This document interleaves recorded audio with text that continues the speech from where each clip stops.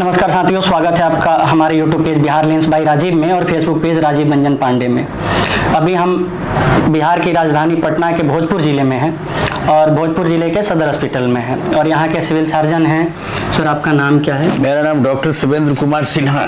Shivendra Kumar Sinha. Sir, यहाँ कब से आप कार्यरत हैं? हम यहाँ 2 जुलाई 2024 से योगदान करके कार्य में लगे हुए हैं। 2 जुलाई 2024 से हैं सर। तो सर, मेरा एक सवाल था कि जैसे आयुष्मान कार्ड के जो भी लाभार्थी हैं, जो प्राइवेट अस्पतालों का आयुष्मान कार्ड दिया गया है, वहाँ विधिवत इलाज हो रहा है? जो सेवाएं आयुष्मान कार्ड से मिलनी चाहिए या नहीं मिलनी चाहिए, उस पर कोई जांच अधिकारी हैं? नहीं, आयुष्मान के कार्य में जब हम लोग आए तो आपको पता होगा एक अभियान भी चल रहा था बनाने के लिए। नहीं है, आपका सवाल है कि आयुष्मान कार्ड से इलाज हो रहा है कि नहीं। बिल्कुल। तो आयुष्मान कार्ड से इलाज हो रहा है और एकदम आप संधि विच्छेद करना चाहिएगा कि कहाँ हो रहा है कहाँ नहीं हो रहा है। तो इसमें थोड़ा वक्त लगेगा, आप हमको ऐसा दीजिएगा तो हम लोग करा सकते हैं और हमारे यहाँ काम होता है सब जगह। और कभी कोई हमको शिकायत अभी तक नहीं मिली कि हाँ वहाँ आयुष्मान कार्ड का, बल्कि पटना जिला का एक जगह से हमको कोई जान बयान का आदमी कॉल किया कि आप वहाँ भेज दिए आयुष्मान कार्ड का, तो यहाँ केयर ही नहीं हो रहा है। नहीं, तो हमारे यहाँ अभी तक उस तरह का कोई कंप्लेन नहीं आया है, कोई शिकायत और नहीं आवेदन नहीं आया है। लेकिन सर, हमारे पास एक आवेदन है और कंप्लेन भी 5 लोगों का कंप्लेन है और कैमरा व्हाट्सएप पे भी है और यहाँ कुछ दिन पहले तो यहाँ का कुछ केस भी है जो आयुष्मान में कहीं ना कहीं धांधली टाइप का दिख रहा है। उसका क्या कहना चाहेंगे? अब हमारे पास जब आएगा तब हम देखेंगे कि उसमें धांधली हुआ है कि नहीं हुआ। किसी के कह देने मात्र से तो हम नहीं समझ सकते हैं। चीज जब सामने आएगी, बात जब यहाँ पर आएगा हमारे सामने, तो उसको हम जांच पड़ताल करेंगे। कोई आदमी कंप्लेन हमारे पास आज तक न लिखित रूप से आया है और न ही, अगर आप जिस ईमेल की बात कर रहे हैं तो हमारे संज्ञान में नहीं है और हम आगे से इस बात को ध्यान में रखेंगे। और सर, पर्टिकुलर जो प्राइवेट अस्पतालों को आयुष्मान की व्यवस्था दी गई है, आयुष्मान से इलाज कराने का जो व्यवस्था दिया गया है, तो उसका कोई समय सारणी भी है कि इस समय से होगा, या आयुष्मान को रिप्रेजेंट करने के लिए उन अस्पतालों में आयुष्मान के तहत कोई कर्मचारी भी हैं? नहीं, आयुष्मान से हमारा वहाँ कार्ड के लिए वहाँ करने के लिए जैसे आदमी हम लोग का चिन्हित नहीं है कि वहाँ उस अस्पताल में हमारा आयुष्मान का एक आदमी बैठा हुआ है इसको फैसिलिटेट करने पर के लिए। हमारा खुद के अस्पताल में तो हम लोग कुछ कर ही नहीं पा रहे हैं और आयुष्मान के साथ बहुत सारा स्वास्थ्य जोड़ा जा रहा है। आज भी पेपर में एक बात आई कि अब हम लोग को जन्म के साथ ही आयुष्मान हम लोग आयुष्मान और आभा ये जोड़ा जा रहा है, तो जोड़ा जा रहा है। तो ये प्रक्रियाधीन है, आने वाले समय में हो जाएगा और आप हमसे डिस्कस कर रहे हैं उस बिंदु पर भी हमारा अगली मुलाकात में हम बात कर सकेंगे। बिल्कुल। एक और सवाल है सर, क्या कभी सर आपने अपने स्तर से औचक निरीक्षण किया इन अस्पतालों का जहां आयुष्मान से इलाज चलता है प्राइवेट में? हाँ सर। नहीं, मैं नहीं किया हूँ और न कोई शिकायत भी नहीं आई है, तो अननेसेसरी उनके कार्यों में हम दखल क्यों करें।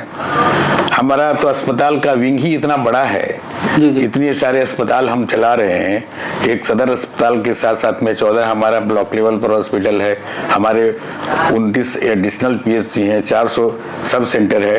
तो हमको फुर्सत नॉर्मली काम से तो मिलता ही नहीं है, तो उसके औचक निरीक्षण के लिए तो बहुत समय निकालना पड़ा। 24 घंटा में हम लोग थोड़ा उतना टाइम तो अभी नहीं निकाल पा रहे हैं, लेकिन भविष्य में हम लोग उसको करेंगे। तो आपको बहुत बहुत धन्यवाद को हमको उस पॉइंट पर ला रहे हैं। सरकार इसके लिए बहुत चिंतित है और हम लोग कोशिश करेंगे। जैसे हम अस्पताल में सर एंट्री ले रहे, जैसे ही हम घुसे तो देखिए कि अस्पताल परिसर में थोड़ी सी गंदगी है, तो उस पर आप क्या कहेंगे? थोड़ी गंदगी नहीं है जी जी, पूरी गंदगी है।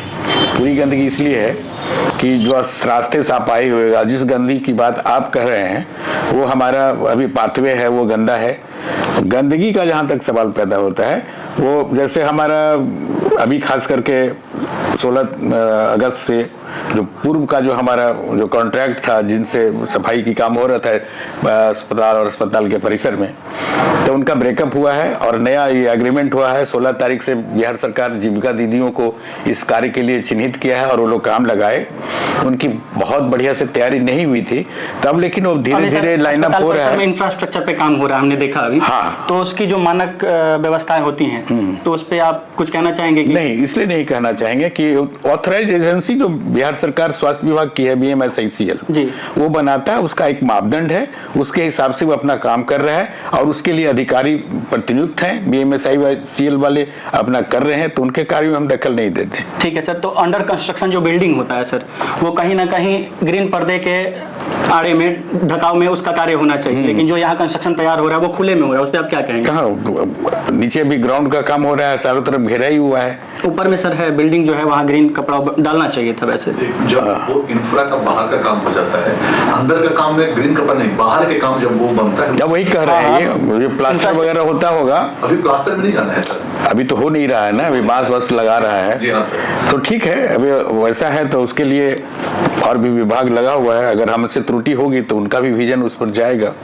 और सर यहाँ लगभग कितने कर्मचारी होंगे सदर अस्पताल में, डॉक्टर्स, प्रशिक्षु डॉक्टर और विशेषज्ञों की संख्या कितनी? करीब करीब 60 आदमी यहाँ पर काम कर रहे हैं जो डॉक्टर। जी 60 आदमी के करीब में, क्योंकि हमारे पास प्रशिक्षु तो ज्यादा नहीं होते हैं। जी, जी। लेकिन अभी एक नया ट्रेंड हुआ है कि हमारे पीजी बॉन्ड उसको बोलते हैं। जी जी। तो ऐसे 8-10 चिकित्सक यहाँ आते हैं, सरकार उनको 3 साल के कॉन्ट्रैक्ट पर पीजी कर करके जब निकलते हैं तो 3 साल के लिए सरकार कॉन्ट्रैक्ट पर रहती है। तो ऐसे हमारे करीब 8 से 10 डॉक्टर रहते हैं, आते जाते रहते हैं, तो अभी कार्यरत है। अभी कुछ दिन पहले सरकार का एक फरमान भी जारी हुआ था कि जितने भी सिविल सर्जन हैं और जो भी मेडिकल ऑफिसर्स हैं वो पीएससी में जा करके और उसके महीने दर महीने की जानकारी जो है वहाँ की व्यवस्था गतिविधियों का आकलन करेंगे। उस पर आप क्या कहेंगे, ये कितना औचित्य है कितना नहीं है? बिल्कुल औचित्य है और हमारी योजना बन रही है। अभी तो मैं पूरा जुलाई मैं पूरा जिला में, ये जिला हमारे लिए एकदम अछूता था, हमारे लिए बिल्कुल नया था। हम बिहार में रह करके भी, पटना में रह करके इस जिले में कभी हमारी पदस्थापना नहीं हुई थी। हमारे लिए बिल्कुल नया राज्य ही जैसा है ये जिला तो है। और सब जगह मैं पूरे जुलाई के अंदर में ही जितना भी हमारा ब्लॉक लेवल पर जो हॉस्पिटल है, पीएससी केंद्र जो पीएससी, सीएचसी, रेफरल, जी जी, एक सब डिविजनल हॉस्पिटल, सबको मैंने विजिट किया है। और जो आप बात कहना चाह रहे हैं, ये सरकार की एक योजना होती है, उसमें हम लोग अभी कार्य कर रहे हैं। और इस महीने से, इस महीने के आखिरी से नहीं, अगले महीने से, ये तो महीना खत्म होने वाला है, ये शनिवार को खत्म हो जाएगा। जी जी। तो अगला जो महीना हुआ, हर वीक में हमारी एक टीम की गठन कर दिए हैं और वो टीम उस ब्लॉक में जाएगी और पूरा दिन हमारे अभी पूरे सिस्टम में 7-8 आदमी हमारे टीम में रहेंगे और एक चीज उस ब्लॉक में होने वाले जो भी कृत है, जो भी सरकारी योजना है, कहाँ किस स्तर पर कार्य किया जा रहा है, उसके लिए हम लोग अभी चिट्ठी निकालेंगे। अभी सर देखा जाए तो जन औषधि केंद्र जो है माननीय प्रधानमंत्री जी का, उस पर कहीं ना कहीं जागरूकता कम है, इस पे आप क्या कहेंगे? और दूसरी चीज ये है कि जन औषधि केंद्र में पर्याप्त दवाओं की कमी होती है, इस पे कोई निर्णय आप लिए हैं, कोई फैसला, कोई? जन औषधि केंद्र सब जगह पर, हम लोग जहाँ जहाँ भी गए हैं तो करीब करीब जन औषधि केंद्र सब जगह पर है।